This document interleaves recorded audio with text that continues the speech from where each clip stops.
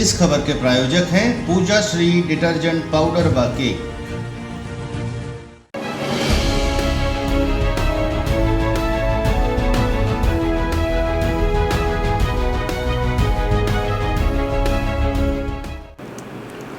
नमस्कार, मैं हूं केशव तिवारी और अलग अंदाज में ही रहती हैं खबरें हमारी। मध्य प्रदेश के अंदर जिस तरीके से सर्वे रिपोर्ट आ रही है उसे देखते हुए भारतीय जनता पार्टी की सरकार बनती हुई नहीं दिख रही है। पार्टी का शीर्ष नेतृत्व इस बात का मंथन कर रहा है कि आखिरकार सरकार कैसे बनाई जा सकती है।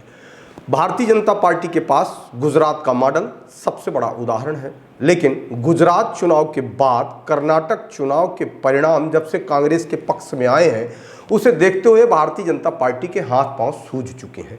भारतीय जनता पार्टी से जुड़ा हुआ व्यक्ति भले यह दावा करे कि 2023 में भारतीय जनता पार्टी की स्पष्ट बहुमत की सरकार बनती हुई दिख रही है, लेकिन 2018 के बाद से जमीनी हकीकत जिस तरीके से सामने आई है उसे देखते हुए तो यह बात आंख बंद करके नहीं स्वीकारी जा सकती कि कांग्रेस पहले जैसी कमज़ोर है। कांग्रेस के कुछ जिला पंचायत के अध्यक्ष भी जीते हैं।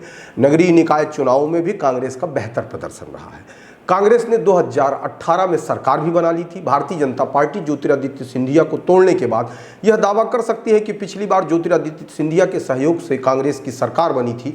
इस बात को सभी राजनीतिक पंडित स्वीकार करेंगे, लेकिन ज्योतिरादित्य सिंधिया के बगावत करने के चलते कांग्रेस की सरकार गिर तो गई, लेकिन ज्योतिरादित्य सिंधिया के दम पर भारतीय जनता पार्टी की सरकार बनती इस बार नहीं दिख रही है, क्योंकि भारतीय जनता पार्टी में सर्वाधिक अंतर्कलह उन्हीं सीटों पर है जहां सिंधिया समर्थक विधायक हैं, क्योंकि उन सीटों पर पहले से भारतीय जनता पार्टी के कार्यकर्ता थे जो मेहनत मशक्कत करके विधायक और मंत्री बनते रहे हैं। सिंधिया के साथ जितने विधायकों ने दल बदल किया था उनमें से 3 मंत्री सहित 11 विधायक उपचुनाव हार गए थे। जब पिछला उपचुनाव सिंधिया समर्थक हार गए थे, जहां से सरकार ने पूरी ताकत लगाई थी चुनाव जीतने के लिए, अब ऐसे में सिंधिया अपने समर्थकों को टिकट दिलाने का प्रयास करेंगे और भारतीय जनता पार्टी यह दलील देकर टिकट काटने की भी कोशिश करेगी कि जब सरकार के समर्थन के बाद भी 11 विधायक चुनाव हार गए थे तो इनके टिकट का दावा तो कहीं से बनता ही नहीं। भारतीय जनता पार्टी ने अभी तक जितने भी आंतरिक सर्वे कराए हैं उनमें भाजपा को 70 सीट से ज़्यादा मिलती हुई नहीं दिख रही है। इस लिहाज से भारतीय जनता पार्टी एक नई रणनीति पर विचार कर रही है। भारतीय जनता पार्टी अपने कई सांसदों को चुनाव मैदान में उतारने की योजना बना रही है, जिसमें विंध्य क्षेत्र के 3 सांसदों का नाम प्रमुखता से लिया जा सकता है। सीधी की सांसद रीति पाठक, रीवा के सांसद जनार्दन मिश्र और सतना के सांसद गणेश सिंह भी चुनाव मैदान में उतारे जा सकते हैं। इसके पीछे 2 महत्वपूर्ण वजह है। विंध्य क्षेत्र से जितने सांसद चुनाव जीत कर जाते हैं उन्हें केंद्र में मंत्री नहीं बनाया जाता, क्योंकि मध्य प्रदेश के अंदर विंध्य क्षेत्र के नेताओं से ज़्यादा बड़े कद्दावर नेता है, जिसके चलते विंध्य क्षेत्र के नेताओं की मंत्रिमंडल में जगह नहीं बन पाती। इसलिए विंध्य क्षेत्र के नेता यह मानकर चल रहे हैं कि यदि प्रदेश में भारतीय जनता पार्टी की सरकार बनी तो मंत्री बनने का मौका मिल सकता है। अगर प्रदेश के अंदर भारतीय जनता पार्टी की सरकार रिपीट होती है और सांसद विधायक बनकर जाते हैं तो ऐसे में अगर पटेल कोटे से मंत्री बनाया गया तो रामखेलावन पटेल का नाम कट जाएगा और गणेश सिंह बड़ी सहजता के साथ मंत्री बन जाएंगे। महिला कोटे से रीति पाठक भी मंत्री बन सकती हैं, क्योंकि वे 2 बार सांसद रह चुकी हैं। जनार्दन मिश्रा के नाम को लेकर संदेह है, क्योंकि रीवा जिले से यदि किसी विधायक का नाम प्रमुखता से मंत्री बनने की लिस्ट में आता है तो उसमें राजेंद्र शुक्ला के नाम को दरकिनार नहीं किया जा सकता। विंध्य क्षेत्र के अलावा भी अन्य क्षेत्र के सांसदों को भी चुनाव लड़ाने की योजना पर भारतीय जनता पार्टी विचार कर रही है, जिसमें होशंगाबाद के सांसद राव उदय प्रताप सिंह, अनिल फिरोजिया, रमाकांत भार्गव, रोडमल नागर, गजेंद्र सिंह पटेल, जीएस डामोर तथा केपी यादव का नाम प्रमुखता से लिया जा रहा है।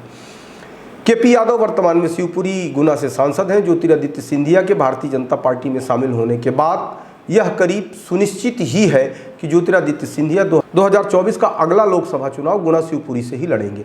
ऐसे में केपी यादव को 2023 में विधानसभा चुनाव लड़ाया जा सकता है। ऐसा इसलिए भी कि पिछले दिनों भाजपा नेता राव देशराज सिंह के बेटे यादवेंद्र सिंह ने कांग्रेस का दामन थाम लिया।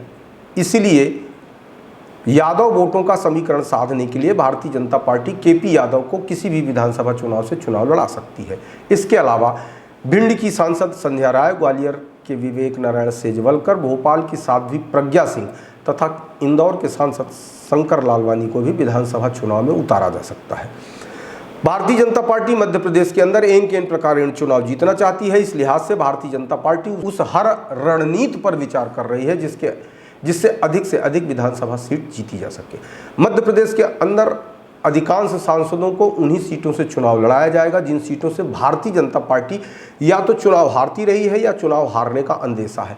अब देखना यह है कि भारतीय जनता पार्टी कितने सांसदों को कहां से चुनाव लड़ाती है और जिन्हें सांसद का चुनाव लड़ाती है और प्रदेश में सरकार बनाने की दिशा में कौन कौन से नए प्रयोग करती है, यह आने वाला समय बताएगा। आपको हमारी खबरें कैसी लगती हैं कमेंट बॉक्स में आके कमेंट कर सकते हैं, लाइक कर सकते हैं, शेयर कर सकते हैं और यदि आपको हमारी खबरें अच्छी लगती हैं तो विशाल खबर चैनल को सब्सक्राइब करना ना भूलें।